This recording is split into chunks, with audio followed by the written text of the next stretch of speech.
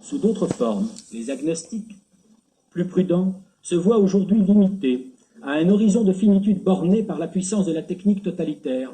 Elle leur revient comme un boomerang mystérieux, avec la même force que celle qu'il a lancée, et risque d'assommer le lanceur stupéfait. On ne voit pas aujourd'hui dans les pensées juives une prise en compte des effets de la science asservie par une technique mondialisée au service des puissances capitalistes et marchandes, opposant la richesse du Nord au Sud malade et appauvri, mais surtout portant le levain d'une ère où le pire pourrait bien n'être pas encore arrivé. La Shoah elle-même n'est-elle pas par tant d'aspects en liaison avec un scénario potentiel de l'Occident idéologique, technique, et qui pousse la rationalité des technostructures jusqu'en des scénarios dantesques et fous? Mais surtout, qu'en est-il dès lors des valeurs où puise la tradition juive de fidélité à une création qui n'est pas nôtre, dont nous sommes gardiens, et dont l'homme, comme être moral et spirituel, est le but, sans devoir jamais perdre son âme pour des idoles?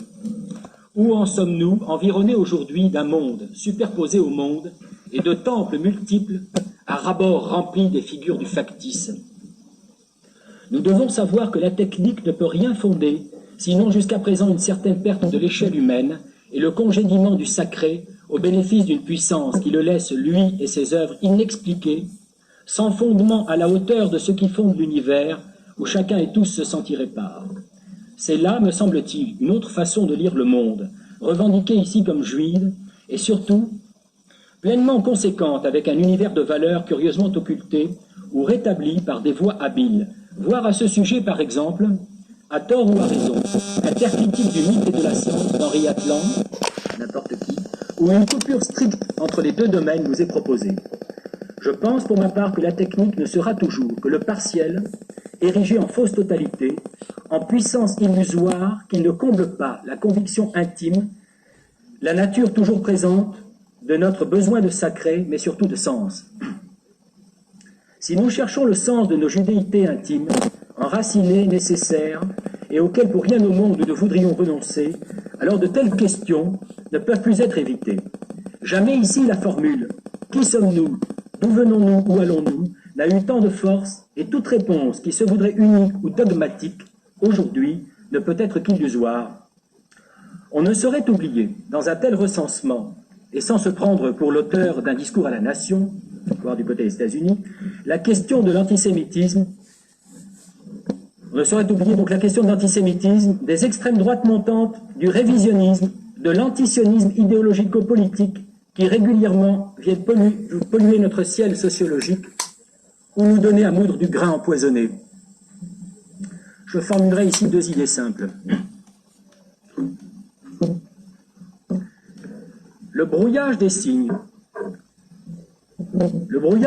juifs, leur multiplicité, leur incertitude crée à l'antisémite un espace de projection à des fantasmes paranoïaques latents. Les Juifs, dans leur situation foisonnante, sont les boucs émissaires idéaux depuis toujours. Il y a un exposé hier là-dessus. Utilisés, déformés, mis à toutes les sauces, bons pour toutes les histoires, permettant à l'autre d'étayer sa propre identité par opposition, contraste ou déni. La théologie est truffée de ce mécanisme, l'histoire de nos communautés aussi.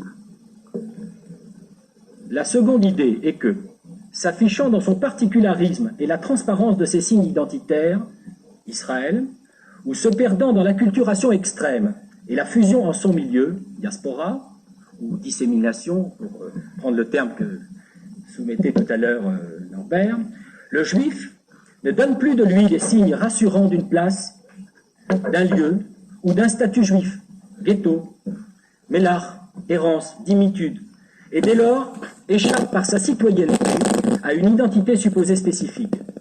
Là s'engouffre le délire de voir les juifs partout, de surestimer leur nombre, jusqu'à des proportions invraisemblables, leur puissance supposée, leur dessein à l'échelle du monde.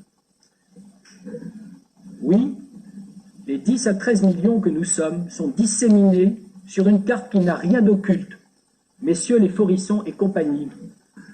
Et notre identité telle que vous la diabolisez, n'est que le fruit de vos cerveaux malades. Que pensez-vous du film précédent?